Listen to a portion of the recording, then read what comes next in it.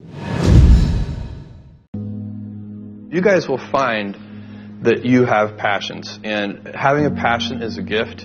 I think we all have passions, and you don't get to choose them. They pick you, but you have to be alert to them. You have to be looking for them. And when you find your passion, it's a fantastic gift for you because it gives you direction, it gives you purpose. You can have a job, or you can have a career, or you can have a calling. And the best thing is to have a calling. And if you find your passion, you'll have that, and all your work won't feel like work to you. Many kids and many grown-ups do figure out over time what their passions are. And sometimes we let I don't think it's that hard. I think what happens, though, sometimes is that we let our intellectual selves overrule those passions. And so that's what needs to be guarded against. My job, one of my jobs as the leader of Amazon, is to encourage people to be bold. And people love to focus on things that aren't yet working. And that's good. It's human nature. That kind of divine discontent can be very helpful.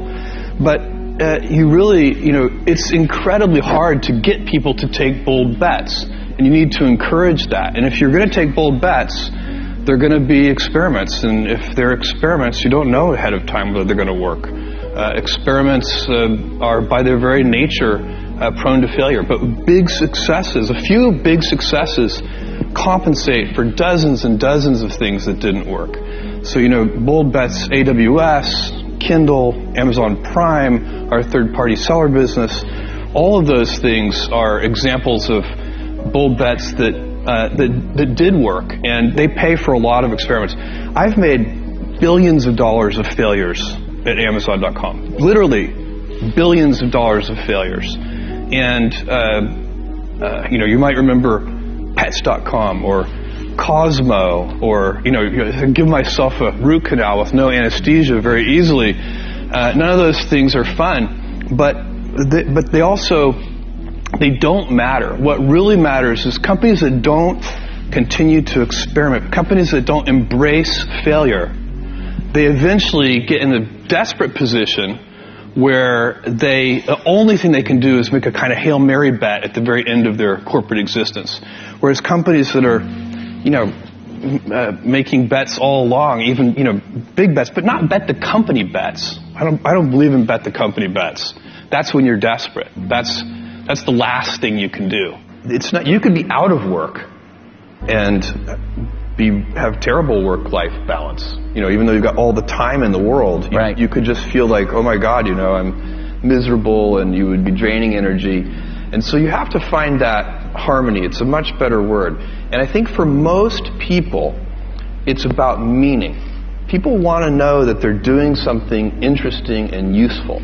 And for us, because of the challenges that we have chosen for ourselves, we get to work in the future. And it's super fun to work in the future for the right kind of person. You need to be nimble and robust. So you need to be able to take a punch, and you also need to be quick and innovative and doing new things at a high speed. That's the best defense against the future.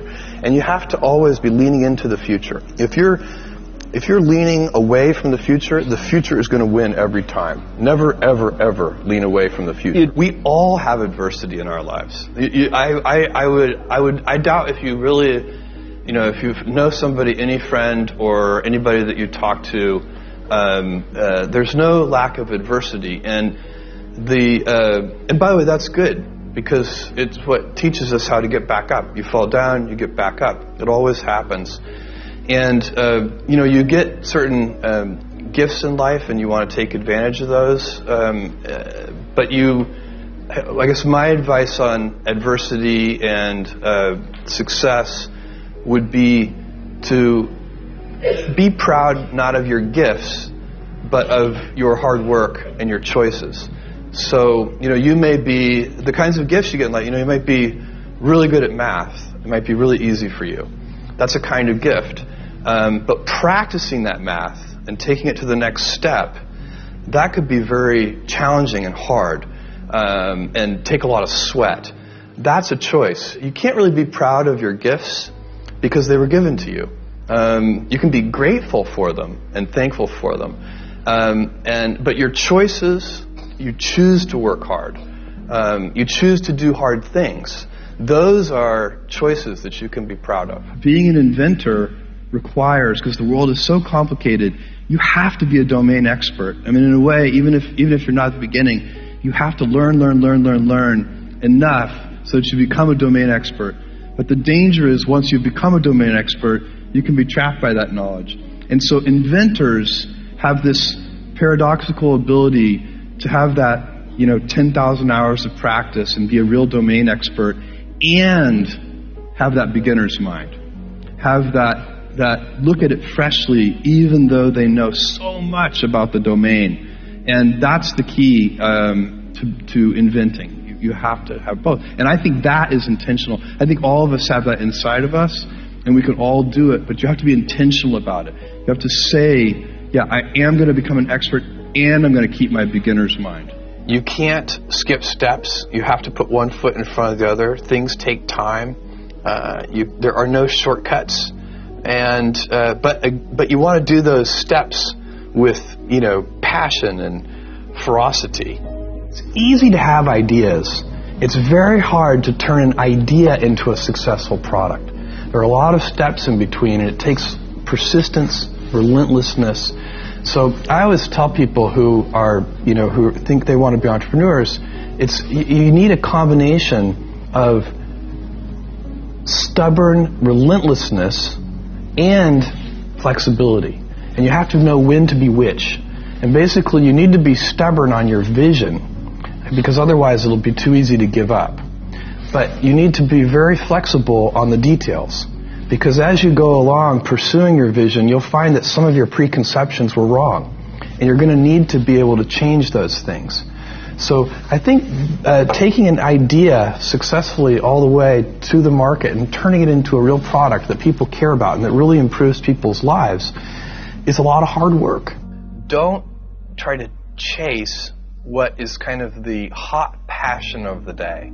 I think we actually saw this. I think you see it all over the place in many different contexts, but I think we saw it in the internet world quite a bit, where at the sort of peak of the sort of internet mania in say 1999, you found people who were very passionate about something. They kind of left that job and decided, I'm going to do something in the internet, because it's it was almost like the 1849 gold rush in a way. I mean, you find that people, if you go back and study the history of the 1849 gold rush, you find that at that time everybody who was within the shouting distance of California was, they might have been a doctor, but they quit being a doctor and they started panning for gold. And that almost never works. And even if it does work, according to some metric, financial success or whatever it might be, I suspect it leaves you ultimately unsatisfied.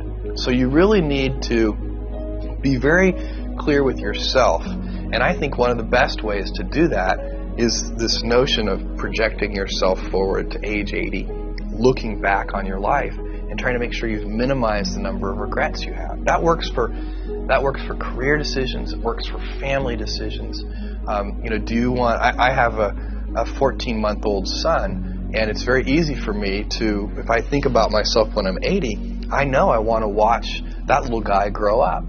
And so I don't want to be 80 and think, shoot, I missed that whole thing, and I don't have the kind of relationship with my son that I wished I had, and so on and so on. So if you think about that, so I guess another thing that I would recommend to people is that they always take a long-term point of view. And I think this is something about which there's a lot of controversy. There's a lot of people, and I'm just not one of them, believe that you should live for the now. I think what you do is you think about the great expanse of time ahead of you and try to make sure that you're planning for that in a way that's going to leave you ultimately satisfied.